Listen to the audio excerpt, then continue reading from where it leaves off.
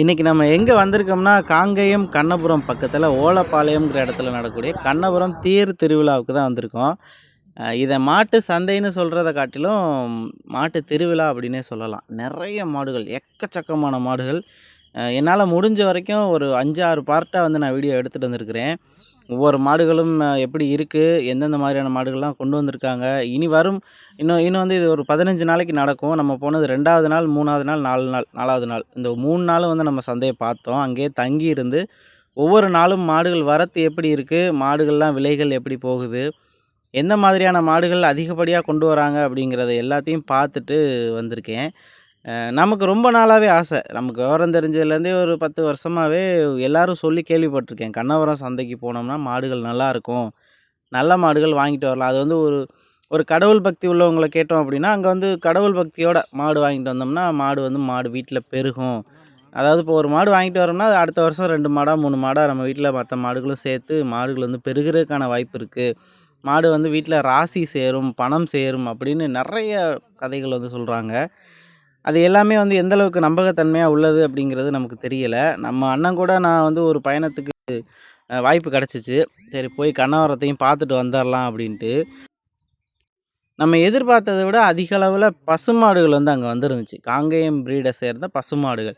அடுத்தடுத்த வீடியோக்கள தொடர்ந்து நம்ம சேனல்ல அடுத்தடுத்த வீடியோக்கள வந்து ஃபாலோ பண்ணி பாருங்க. நெறைய மாடுகள வந்து நான் வீடியோல கவர் பண்ணியிருக்கேன். எவ்வளோ பிரம்மாண்டமா இருக்குன்னு பாருங்க. அவ்வளோ இந்த மாதிரியான பசுமாடுகளெல்லாம் நம்மளோட பகுதிகள்ல நம்ம பார்க்கவே முடியாது. அதாவது புதுக்கோட்டை, திருச்சி, தஞ்சாவூர், மதுரை இந்த ஏரியாக்கள்லலாம் இந்த அளவுக்கு பிரம்மாண்டமான மாடுகள பார்க்க முடியாது. ஏன் அப்டின்னா, அது அந்த ப்ரீட சேர்ந்தது. காங்கேயம் அப்படிங்கிறது அந்த காங்கேயம் பகுதிகள சேர்ந்த இந்த வகை மாடுகள் இப்படி பிரம்மாண்டமா தான் இருக்கும். நம்ம பகுதிகள்ல பார்க்குறதுக்கு வாய்ப்பு ரொம்பவே கம்மி. யாராவது ஒரு சிலர் வாங்கி வச்சிருக்கிறதுக்கு வாய்ப்பு இருக்கு. இந்த சந்தை எப்படி நடக்குதுன்னு பார்த்தீங்கன்னா, ஒரு சில இடங்கள்ல ஒரு ஒரு இடத்துக்கும் ஒரு ஒரு மாதிரியான மாடுகள் வந்து போட்டிருந்தாங்க. ஆனா, நம்ம விசாரிச்சு போனது வரைக்கும் எல்லா இடத்துலயுமே மாடுகள் கிடக்கும் அப்படிங்கிற மாரி சொன்னாங்க. அதாவது ஒரு 10 காடு இருக்கும்ப்பா, அந்த ஒரு ஒரு காட்டுக்கும் ஒரு ஒரு மாரி மாடு அங்கங்க போட்டிருப்பாப்பா அப்படிங்கிற மாரி சொன்னாங்க. நம்ம போய் பார்க்கும்பொழுது 10 வகையான காடுகள்லையுமே குறிப்பிட்டு ஒரு ஒரு இடத்துல கன்றுகள் மட்டும் இருக்கு. ஒரு இடத்துல ரொம்ப கிறக்கமா அதாவது வாடலா இருக்கக்கூடிய மாடு கன்றுகள் நிக்கிது. ஒரு இடத்துல பசுமாடு மட்டும் இருக்கு. ஒரு இடத்துல ஜோடி காளைகள் மட்டும் இருக்கு. ஒரு இடத்துல இந்த பொலிக்காளை இந்த பூச்சி இனவிருத்திக்கு பயன்படுத்தக்கூடிய காளைன்னு சொல்லுவோம் இல்லையா? பெரிய ப்ரீட் காளைகள் எல்லாம். அது மாதிரி காளைகள் தனியா இருக்கு. இந்த 10ல ஏதாவது 1, 2 இடங்கள்ல மட்டும் தான் எல்லா மாடுகளையும் கலந்து வச்சிருக்காங்க. அ ஒரு சில ஒரு சில இடத்துல வந்து விலைகள் கம்மியாவும் இருக்கு. ஒரு சில இடத்துல விலை கூடவும் வந்து இருக்கு.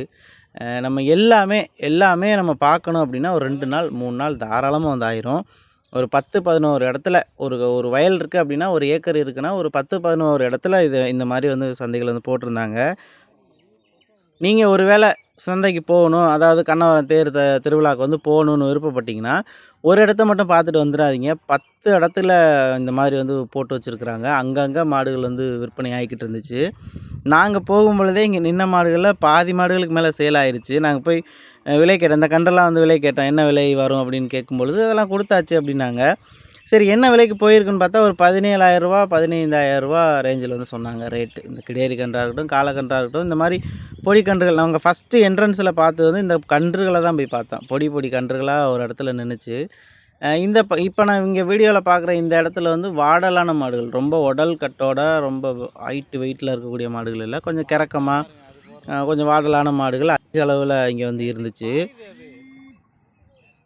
இளம் கன்றுகளா வாங்குறதுனா இந்த பகுதிக்கு வந்து போலாம். இது எந்த இடத்துலன்னு பார்த்தீங்கன்னா, கோயிலுக்கு நேரா ஆப்போசிட்ல லெஃப்ட்ல வந்து அந்த ஹைவேலே நேரா ஸ்ட்ரைட்டா வந்தீங்கன்னா, ஒரு ஹைவேக்கு ரைட் சைட்லயே ரோட்டு ஓரத்திலேயே நான் ஸ்டார்ட்டிங்ல வீடியோல காமிச்சிருப்பேன் பார்த்தீங்களா? அந்த இடத்துலயே வந்து இந்த கன்றுகள் எல்லாமே நிக்கும். இங்க கொஞ்சம் விலை வந்து குறைவா இருந்துச்சு. மத்த இடத்த காட்டிலும் மத்த 10 இடங்கள காட்டிலும் இங்க ஒரு 1000, 500 டிஃபரன்ஸ் வந்து கண்டிப்பா வந்து இருந்துச்சு. ஏன்னா நெறைய மாடுகள் நாங்க விலை கேட்டோம். இப்ப நீங்க பார்க்குற இந்த கன்றையுமே வந்து கேட்டுக்கிட்டு நின்னோம். இதெல்லாம் வந்து ரூ. 18,000 அந்த ரேஞ்சில சொல்லிக்கிட்டு இருந்தாங்க. சரி ஓகே அப்படின்னு பார்த்துட்டு அப்படியே வந்து தொடர்ந்து பயணத்த ஸ்டார்ட் பண்ணோம்.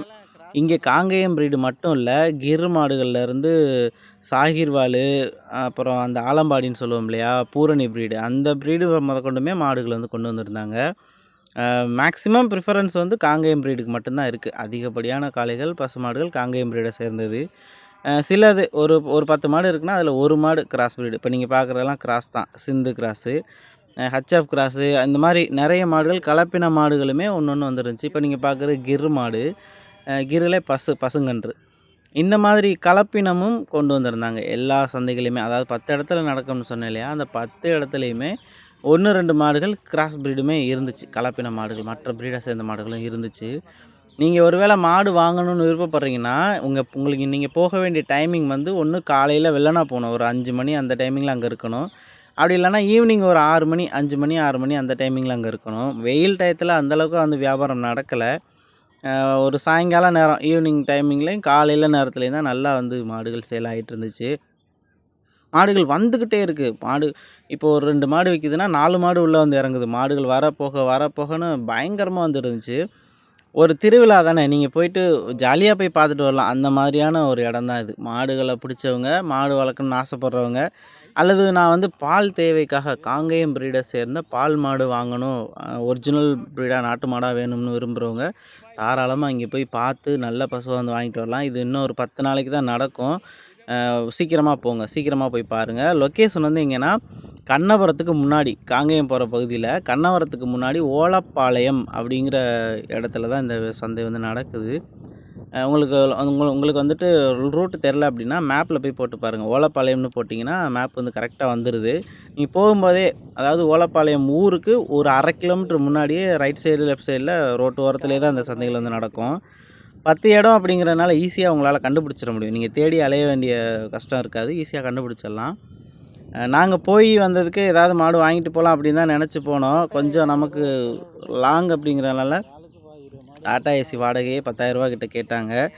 அதனால் அப்படியே விட்டாச்சு. சரி ஓகே, நம்ம ஏரியாவிலே பார்த்துக்கலாம் அப்படின்ட்டு நம்ம வேடிக்கையை மட்டும் பார்த்துட்டு வந்தோம். ரொம்ப மன திருப்தியாக இருந்துச்சு. போனதுக்கு நல்லா வேடிக்கையை வந்து பார்த்துட்டு வந்தோம். இப்போ நீங்கள் வீடியோவில் பார்க்க போகிற இந்த பசுமாடை பாருங்கள், எவ்வளோ பிரம்மாண்டமாக இருக்குன்னு. இந்த மாதிரியான மாடுகள் தான் ஒரிஜினல் ப்ரீடு, காங்கேயத்திலே ஒரிஜினல் பசுமாடு. இப்போ நீங்கள் பார்க்குறத பாருங்களேன் எவ்வளோ அழகாக இருக்குன்ட்டு. ஆனால் பாய்ச்சல் பயங்கரமாக பாய்ஞ்சிச்சு இந்த பசுமாடு.